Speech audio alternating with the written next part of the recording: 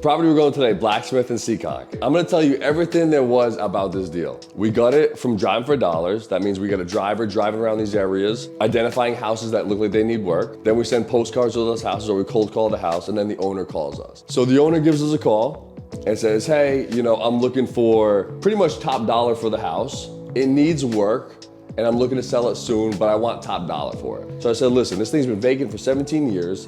They live in Westerly, which is like an hour away. Let's go out on the appointment. I get to the house, and there's another person in the house. I'm thinking it's an investor, right? I got competition. So first I'm like, I got this. This is gonna be light work for us. We kill this game. The guy in the house is a realtor, all right? So he has a cash buyer like myself coming, and he's got a realtor there.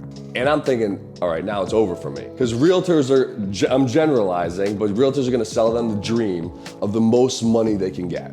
And if that's the most important thing to them, that's what they're gonna go with. I can't provide the most money. I've never met this guy in my life. And I start talking to both of them. I'm showing them pictures of my new puppy. I'm building rapport, I'm building trust. I'm not just like, hey, look at all these issues. This realtor out of the blue goes, this guy right here, CJ Moss, best in the business. #1 buyer in Seekonk. You gotta work with him.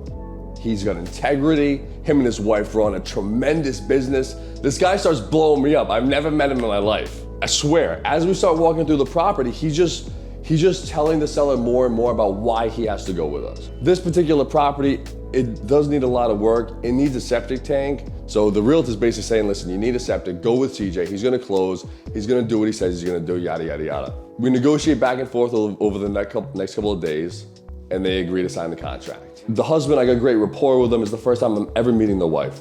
And she doesn't trust me because I'm a cash buyer, and I think she probably doesn't have good experiences with cash buyers. And I start chatting with her, trying to build a relationship with her, trying to build rapport with her, and she starts crying because she's very sentimental over the home. I can tell she's torn. She doesn't want to sell it, but she needs the money for retirement. And she goes, TJ, just don't let me down. Please just do what you say you're gonna do. We've been hurt in the past. I know I'm gonna crush it for this family. We're gonna crush it. My team is gonna get the transaction to the finish line perfectly. We're gonna close early or on time, give them all the money that they want or what we agreed upon, and then I'm gonna knock this flip out. They wanna close a day early, we close a day early. They need help moving stuff, I get my movers on our dollars to move stuff. Instead of just being that cash buyer, we're going above and beyond. We're gonna clean it out for you. We're gonna get a dumpster for you, because we always do what we say we're gonna do, right? We always wanna exceed the expectations. And we're sitting there at the closing table, and this woman, she brings us like a little lotus flower from her garden. She brings us to the closing table, we're sitting there with the attorney, and she's crying again.